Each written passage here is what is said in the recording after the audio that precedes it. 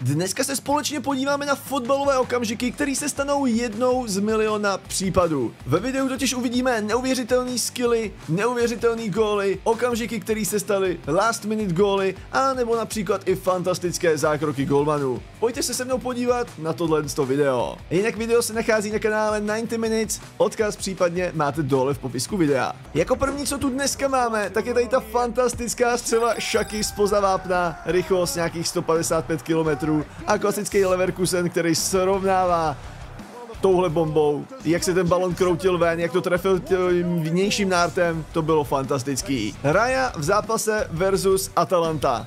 Penalta, kterou kopal hráč Atalanty, neproměnil, no a potom, když měl dorazit balon, tak měl nějakou 99% šanci prostě, že ten gol dá, že ten balon dorazí do té brány.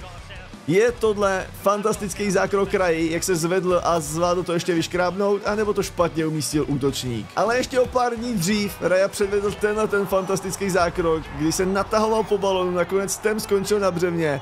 No ale potom se stačil zvednout, aby ještě vyrazil tu dorážku. Navíc to vyrazil tak dobře, že to nešlo ani k útočníkovi. Další zajímavý moment, co tu máme, tak je tady ten okamžik, co se stal, kdy hráč takhle jakoby nakopl toho Rice. Ale ve výsledku, kdo uviděl kartu, byl Rice a byla to jeho druhá žlutá karta a dostal tak červenou kartu. Ono, když se ale pak podíváte na opakovaný záběry, tak je vidět, že on mu ten balon ukopl a když chtěl rozehrávat ten hráč Brightonu, no možná, když už pak viděl, že prostě ten balon mu ukopl, tak ho chtěl nakopnout a ten hráč žlutou neviděl, viděl jen Rice. Máme tady jeden moment z letošního Eura. Tady ty obrovské šance, která měla Anglie a nedala je několik dorážek.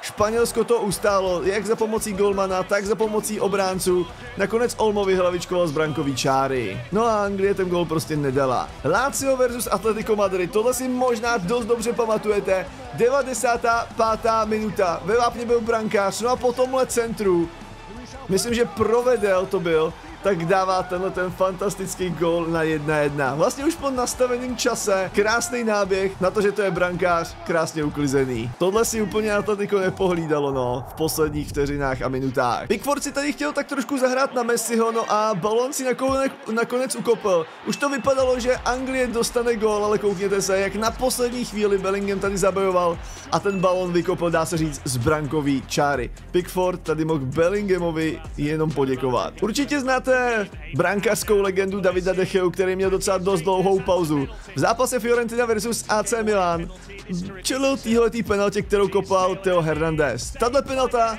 se mu podařila chytit. Theo Hernandez neproměnil, i když to umístil celkem dobře po zemi k tyči, ale De Gea stál proti a prostě ten balon nenechal projít do brány. Jenže v tom samém zápase byla i další penalta.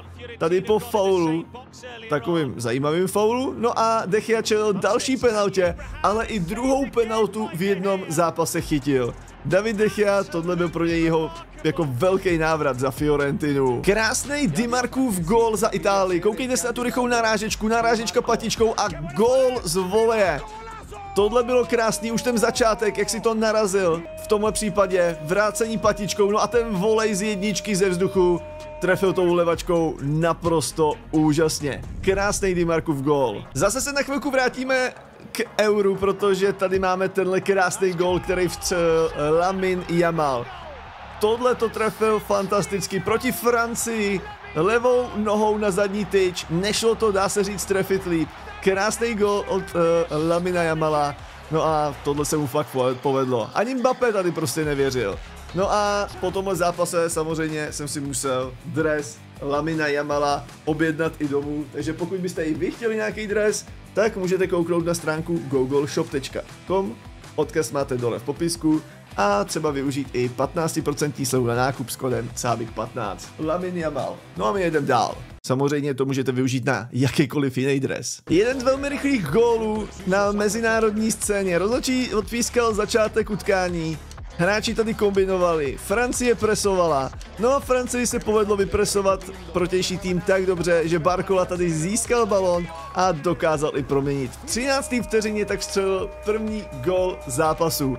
tohle byla extrémní rychlost, mohl tady možná i přihrávat, ale Barkova to vzal na sebe a s klidem proměnil. Máme tady hodně kuriózní okamžik, kdy tady soupeř nebo hráč zkoušel takhle vystřelit na bránu, ta střela se mu nepovedla, ale málem to vypadalo, že to skončí gólem, protože ten balon se zakroutil do brány. Ano, opravdu by šel do brány, ale brankář to nevzdal a tímhletím zákrokem to chytil. Pokud sledujete Arsenal, tak znáte pravděpodobně Trossardovu oslavu, takový to vždycky udělá ty brejličky, ale tady vstřelil gól a vlastně jako neslavil, tak jak slaví vždycky. Hráči mu tam ukazovali, připomínali třeba tady Saliba, že jako asi bude slavit ten gól a nic, prostě nic. Až pak nakonec asi po třetí, když mu to tam ukázal, tak nakonec tak oslavil.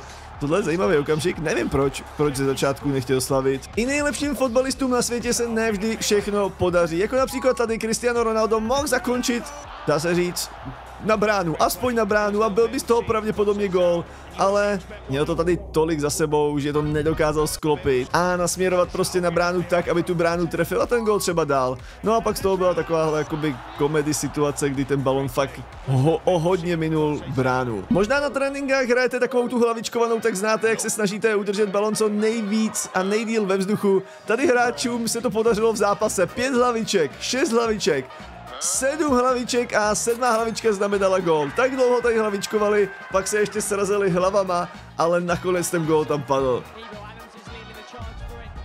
No a tady se možná taky dost pravděpodobně srazili hlavama a koukejte se, co se stalo.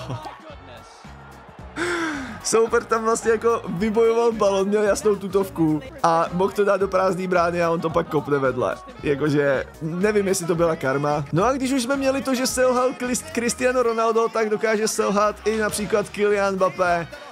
I takovýhle mladý fotbalista, který se považuje za jednu z největších hvězd aktuálně, taky takovou šanci dokáže prostě spálit. Máme tu dalšího brankáře, který si tak trošku zahrál na Messiho, no a chtěl se vydat dopředu. Tohle je takový trošku FIFA moment, okamžik, kdy vlastně máte prázdnou bránu, trefíte tyč, dorážka, trefíte obránce, další obránci padnou do střely, střelu netrefíte.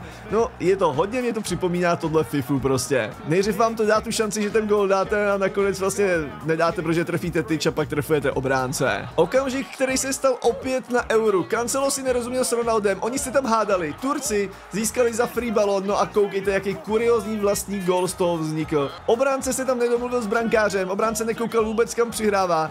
No a prostě přihrál vedle brankáře, který si šel pro balon a byl z tohohle tenhle kuriózní vlastní gól. Jako tohle se stane málo kdy. Pokud jste si někdy představovali, že můžete sedět ve výřivce na fotbalovém zápase, tak tady těm borcům se to povedlo. VIP tikety ve výřivce, slavej, když jejich tým dal gol. No a koukejte si na ten krásný výhled z té výřivky. Vidíte úplně na celý krásný stadion, na celý hřiště a ještě si k tomu dávají pivínko. Měli jsme tu Ronalda, měli jsme tu Mbappého, který misnuli, dá se říct, prázdnou bránu, ale co teďka Schlotterbeck? Schlotterbeck doslova metr před brankovou čárou. Chtěl to zvednout nahoru, aby netrefil brankáře, ale zvedl to tak moc, že tu bránu takhle přestřelil. Fanoušci jako nevěřili, ani sám Schlotterbeck asi, co vlastně v tuhle chvíli nedal. Kylian Mbappé tady zkusil se dostat zase mezi obránce, chtěl si vyžádat foul, ale koukejte se na ten záběr za Mbappém na tom banneru, to se tam prostě jako v tuhle chvíli rozhodně hodilo. Tohle se jen tak nepovede. Jak tam ten týpek na tom banneru prostě kouká, co se děje a pak zmizí. Je tohle chytrost útočníka, anebo blbost brankáře? Útočník šel za bránu na píce, nenápadně jde za brankářem, obránci nekoukají, takže mu ani nemůžou říct vlastně, že za ním někdo je. No a brankář si hodí balon na zem a toho využije útočník, který se rozběhne, balon vezme, no a samozřejmě dá gól do prázdné brány. Jakože tohle je fakt kuriózní gól a většina brankářů si tohle jako by měla pohlídat rozhodně.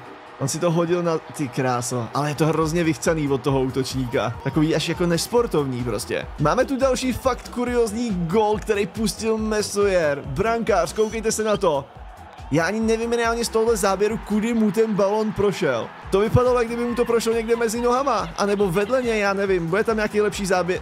No fakt mu to asi prošlo. Ne, ono to skočilo a skočilo to vedle něj. OK, jestli tam byl nějaký drn a uhnulo to, tak se to dá pochopit. Tenhle okamžik si taky dost dobře pamatuju. Rozhodčí se tady rozběhl jeho sprint, no ale při tom sprintu mu vylítla z kapsičky žlutá karta. No a Vitinha mu tu kartu chtěl podat, no a pak z toho vznikl takový mýmy, jakože Vitinha dává kartu rozhodčímu žlutou, asi za to, jak píská. tak máme aspoň dobrý záběry na nějaký memes. Máme tu bandu zkušených asijských zdravotníků. Ošetřování hráče dali ho na nosítka, no a pak se s ním rozběhli, že ho odnesou a nakonec ho vyklopěj. Jakože...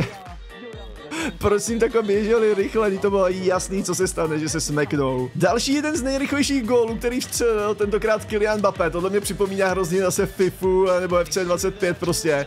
Tuhle tu rozehrávku, kdy rozehraješ, narazíš si, útočníci běžejí dopředu, ty mu to pošleš za obranu a dáváš gól. Třeba teď si říkám, teď ono se to vlastně stalo, a pak, že FIFA je nereálná. Teď vlastně to je úplně normální. No a tenhle okamžik, to se stane jednou za život, prostě někomu. Ano, třeba v dorostu nebo v mladších žácích se to povedlo, to jsem viděl i na vlastní oči, ale na takovýhle úrovni z rohu přímo zatočit balon do brány a dát z toho gól, to je fantastický, to se fakt povede málo kdy a spíš je to asi hodně o štěstí. Když si chcete vymodlit faul tak moc a chcete tomu přidat, když to pak vypadá takhle komicky, hráč vlastně jako by zastavil před soupeřovou nohou a pak skočil, koukejte. Jak když skočí do bazénu, to byla prostě úplná kravina. Sterling v dresu Chelsea. Vynutil si to, že bude kopat tenhle přímák, no a všichni čekali, jak to dopadne a pak to dopadlo takhle. Balon letěl ani ne nad bránu, ale úplně mimo bránu prostě. Prostě úplně to nepropočítal. Sterling znova pak a neproměněná penalta. Úplně se mu to nepovedlo tohleto, nebyl to přesně i jeho den. No a my tady ještě zůstaneme, máme tu další šanci, kdy jdeš sám na brankáře, můžeš obstřelit, ale tady jako ten obstřel nevyšel, ale fakt o hodně. Ne, že by to byl kousek, to bylo fakt velký kus vedle brány. No a my tu máme úplně poslední okamžik dnešního videa a zase nevím, jestli to je vychcanost nebo nesportovní takový, koukněte se na to, byl tady foul Mangali, dostal žlutou kartu. A Ivan Toney šel rozehrávat tu standardní situaci. Rozhodčí mu postavil balon, jenže Toney si ten balon posunul doprava, pak si vzal tu pěnu, dal si ji před balon a pak ještě ten balon víc posunul doprava. Byl tak trošku víc mimo zeď, no a koukněte se, jak pak jednoduše vlastně mohl tu zeď obstřelit a dal z toho gól. Je to King Toney a nebo vychcanec Toney? To mě napište dolů do komentářů. Každopádně z dnešního videa už by to bylo opravdu vše. Pokud se vám dnešní video líbilo, budu rád, když na tohle video dáte like. No a hlavně, když si dáte odběr na tenhle kanál, ať nepropásnete další nový fotbalový videa a sestřihy. To je vše, mějte se krásně a zatím zdarec.